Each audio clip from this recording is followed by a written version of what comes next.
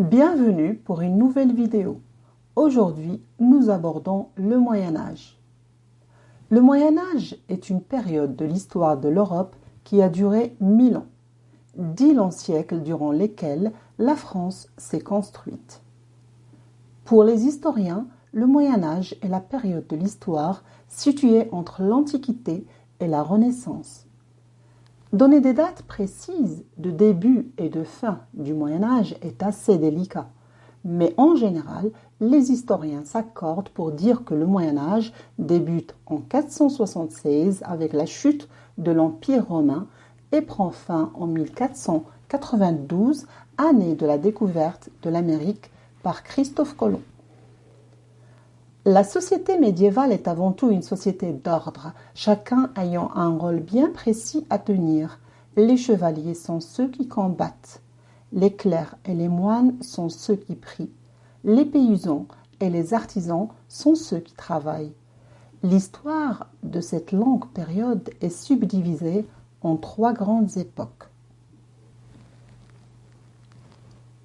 Le Haut Moyen Âge, cette période historique, commence vers l'an 500 et s'achève en l'an 1000 après Jésus-Christ, Xe siècle.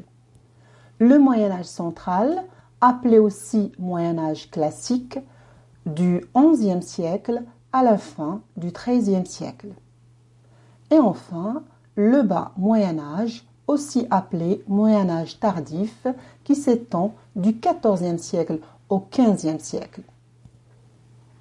Au cours du Moyen Âge, différentes dynasties se sont succédées sur le trône de France.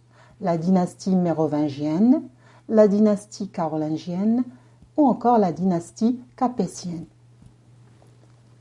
Clovis et les rois mérovingiens.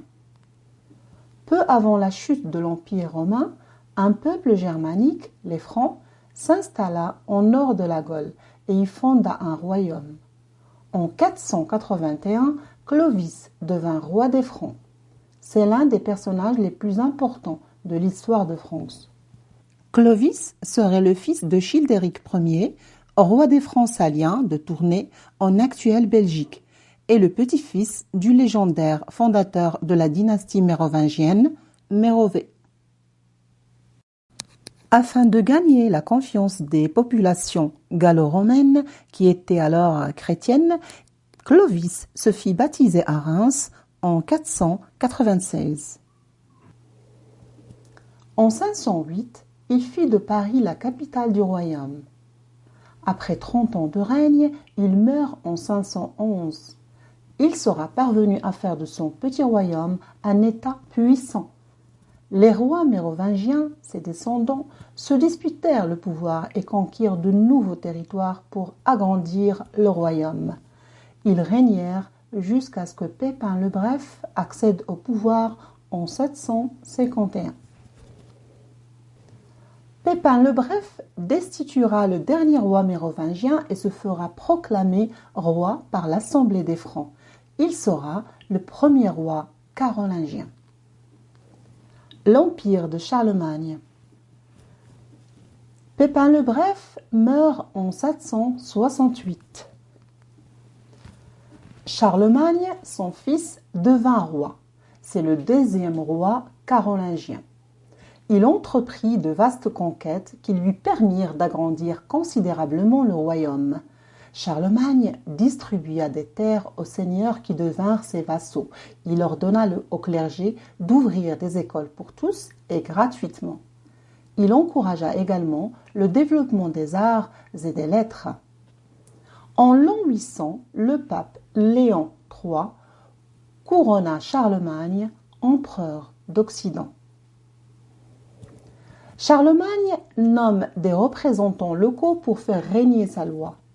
Les comtes chargés d'appliquer tous les ordres royaux. L'empire de Charlemagne est très grand. Il est divisé en 250 comtés et sur les frontières en marche des zones plus militarisées destinées à protéger des invasions extérieures. Pour se faire obéir et mener sa politique, Charlemagne envoie régulièrement des inspecteurs à travers tout le territoire. Il s'agit des missi dominici, soit les envoyés du maître en latin. Les missi dominici disposent des pleins pouvoirs.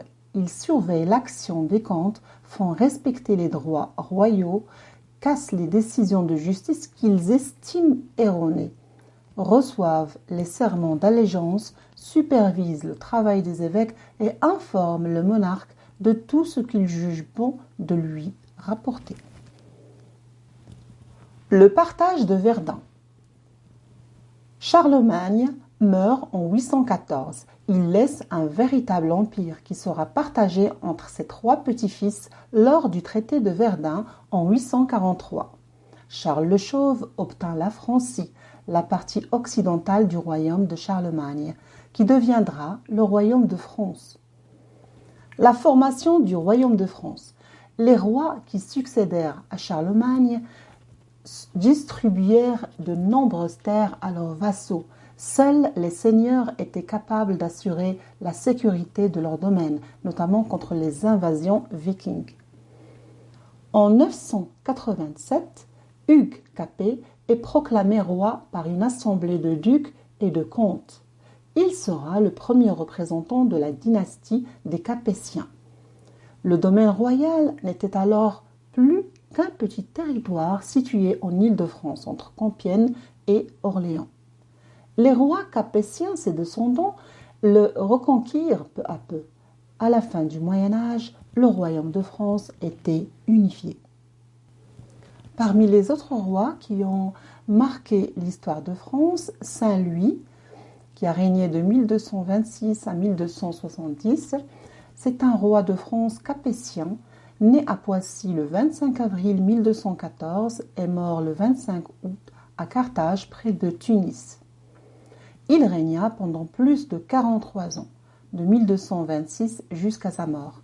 Ce roi pieux a fait régner l'ordre et la justice. Considéré comme un saint de son vivant, il est canonisé par l'Église catholique en 1297. Le XIVe siècle et la fin du XVe siècle, une série de catastrophes s'abat sur la France. Les famines et la peste noire ravagent le pays.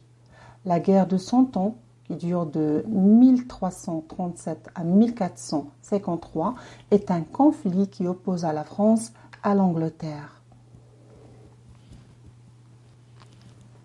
Jeanne d'Arc, 1412-1431, se joint à l'armée du roi Charles VII pour combattre les Anglais. Chef de guerre et sainte de l'Église catholique, elle est surnommée la Pucelle d'Orléans. Au Moyen Âge, les croisades ont duré de 1095 à 1291. Les croisades du Moyen Âge sont des expéditions militaires organisées pour pouvoir mener le pèlerinage des chrétiens en Terre Sainte. Mais le Moyen Âge, ce n'est pas seulement les guerres, la famine, les épidémies. Le Moyen Âge, c'est aussi le début des cathédrales, les premières universités, la naissance de l'imprimerie qui va révolutionner le monde. En effet, vers 1454, l'Allemand Johann Gutenberg invente les caractères mobiles. S'inscrivant comme un événement majeur dans l'époque de la Renaissance, son travail marquera un tournant dans l'histoire de l'imprimerie et de l'humanité.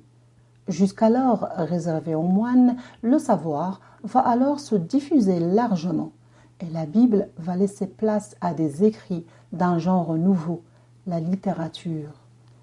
Ça sera l'objet de notre prochaine vidéo, la littérature au Moyen Âge. À bientôt.